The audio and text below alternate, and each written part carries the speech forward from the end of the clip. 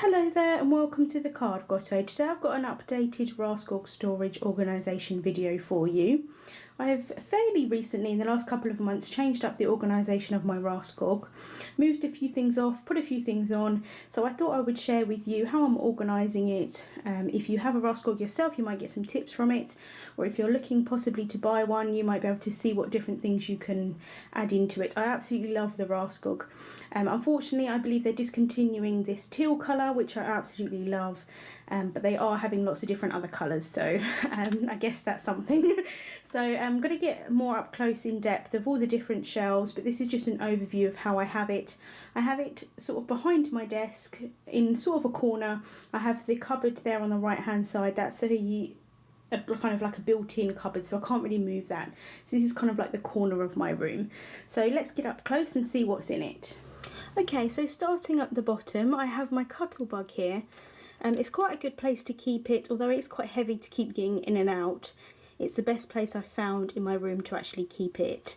So that's my Cuttlebug there, and I can just grab it out. And then at the back I have one of these tubs from IKEA. I absolutely love these tubs. You'll see later on I've got two others in the Raskog as well. And in here I keep all of my cutting mats. This tub fits the cutting mats perfectly.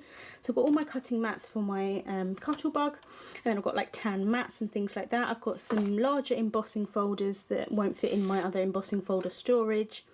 And then just general kind of mats and anything else for the Cuttlebug really. I've got a couple of extra cutting plates, and then I've got a steel rule die there at the back.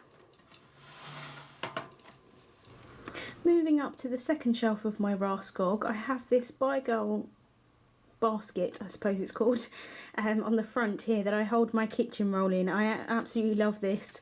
I've been wanting somewhere to put kitchen roll for absolutely ages in my craft room, and I've moved it from so many different places. Finally I've got a home for it, so I have this basket hanging off the front.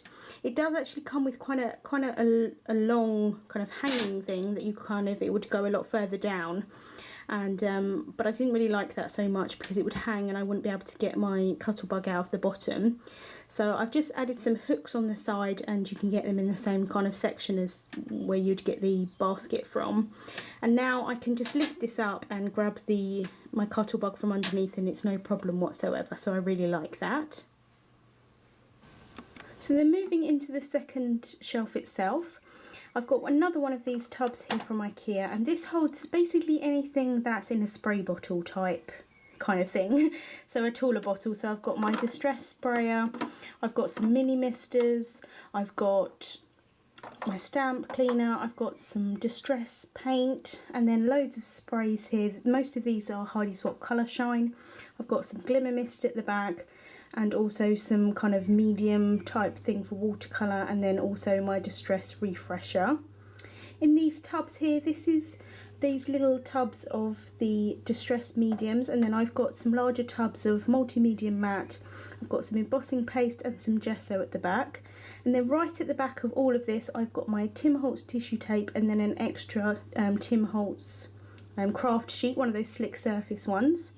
And then over on this side I have another little tub. This is also from IKEA, and I've just got my alcohol inks in it for the time being. I'm not 100% sure how I'm going to store these, because it depends on whether I get more of them or I keep just to those four. So I've just got them in a little tub there at the back, in the front. And then at the back I have one of these candle holders. Well, they're technically candle holders, but I use them really for loads of different things, especially for pens and kind of tools and things. These are from IKEA, and in it I have loads of different tools that I would more likely to use for mixed media. So I've got quite a lot of palette knives, I've got some paint brushes that I would use for more craft as opposed to watercolour, and for like things like mediums. I've got my Perfect Pearls brushes, and then again some more spatulas. I've got my splatter brush from Tim Holtz, and then I've got like embossing paste type tools as well. Then moving up onto the top row, at the side here I've got two of these 3M hooks. They're really great hooks because you can add them on anything, and then when you take them off it doesn't leave any residue or anything like that.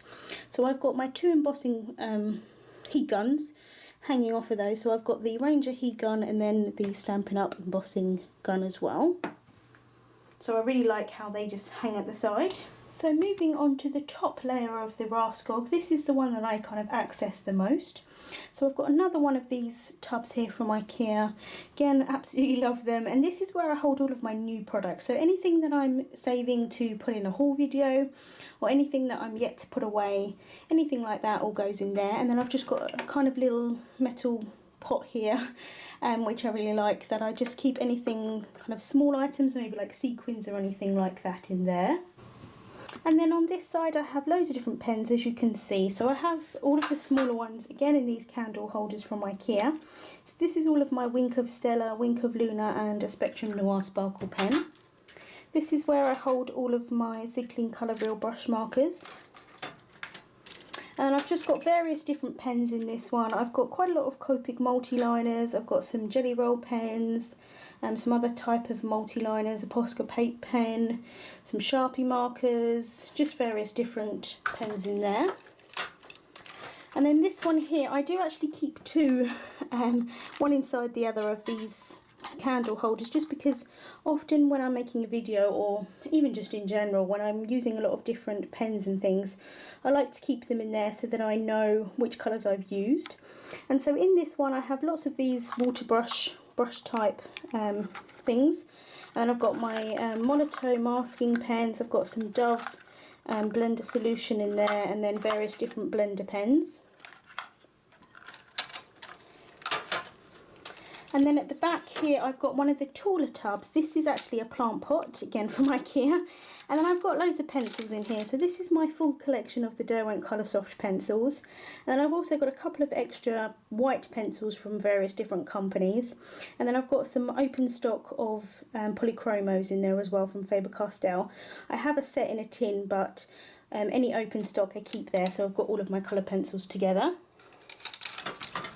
And then last but not least, I have this mug here, which is just a general kind of mug you would have coffee or hot chocolate or anything like that in, but it's quite a nice tall mug, so I use it for paint brushes.